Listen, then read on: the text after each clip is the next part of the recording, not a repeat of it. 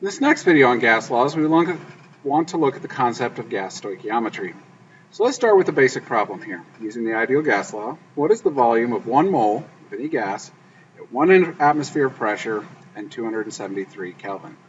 So PV equals nRT. So the pressure here, 1 atmosphere. We want to solve for volume. We have 1 mole. We're using atmospheres, so 0.08206 and 273. So 1 times 0.0206 times 273 divided by 1, we solve and get a volume of 22.4 liters. This is known as standard molar volume.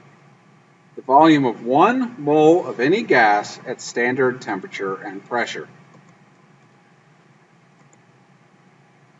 Since equal volumes of different gases contain an equal number of moles at the same temperature and pressure, this will be true for all gases. We use STP to stand for standard temperature and pressure. Standard temperature and pressure is a pressure of 1 atmosphere, or 101.325 kilopascals, and a temperature of 0 degrees Celsius, or 273 Kelvin. Anytime you see STP, those 3 letters, in a problem, that's talking about standard temperature and pressure, 1 atmosphere, 273 Kelvin. So 1 mole of any gas has a volume of 22.4 if and only if we are at STP. We call 22.4 liters standard molar volume. So we have a number of conversion factors that we can use in stoichiometry, and now we've added another one. We had 1 mole equals 6.02 times 10 to the 23rd particles. We had 1 mole equals the number of grams. Now we have 1 mole equals 22.4 liters at STP. Now if you don't want to use this in a traditional stoichiometry manner to convert from moles to liters or liters back to moles of a gas, you could just use the ideal gas law in every case. But if it's at STP, you can use the relationship 1 mole equals 22.4 liters. So let's look at some example problems. A sample of oxygen gas occupies 5.6 liters at STP. How many moles do we have? And what is the mass? So the first thing we can do is convert to moles. Since we're at STP, there are 22.4 liters for every 1 mole. So we can get the moles of oxygen at 0.25 .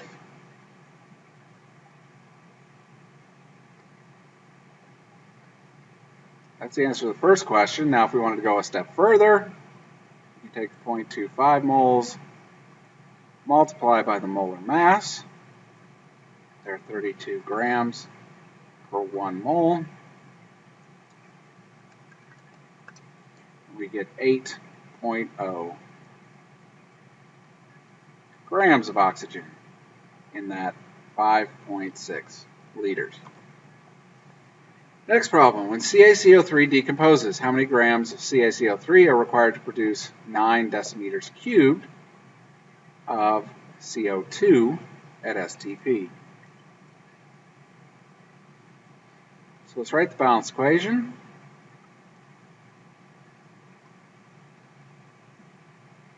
So it's balanced 1 to 1 to 1.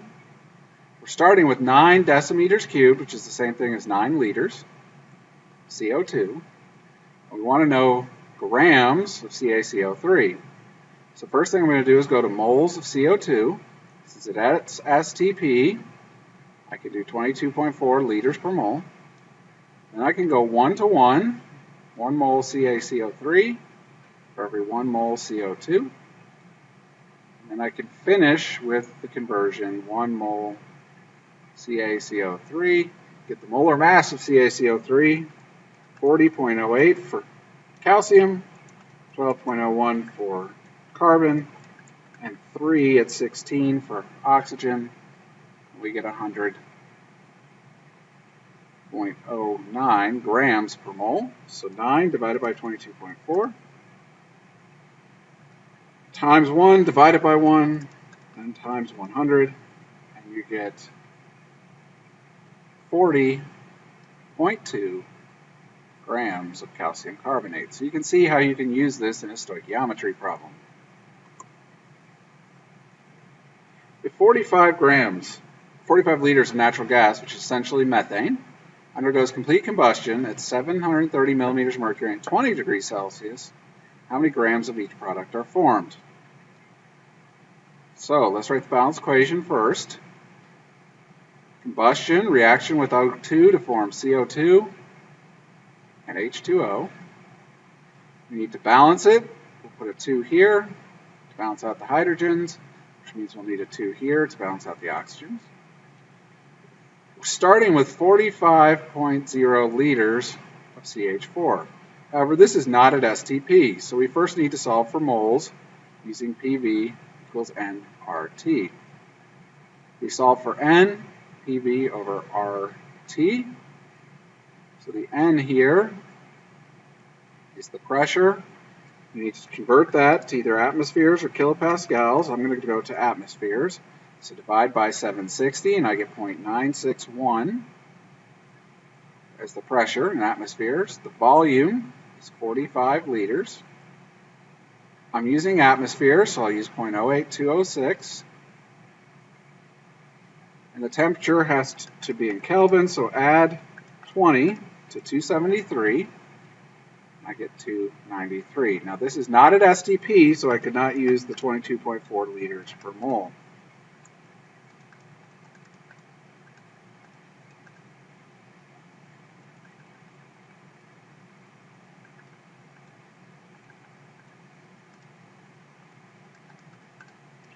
I get a moles, in this case, of 1.80 moles of CH4.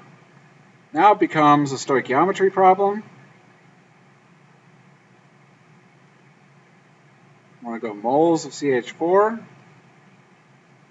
1 mole CO2 for every 1 mole CH4, and then 44.01 grams per 1 mole for CO2.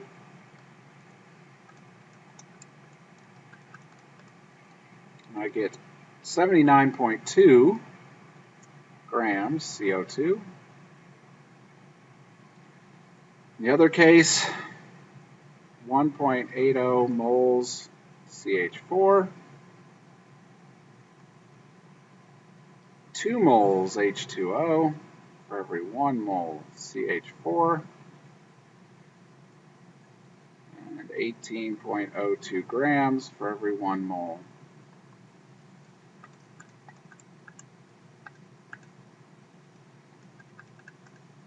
I get 64.9 grams of water.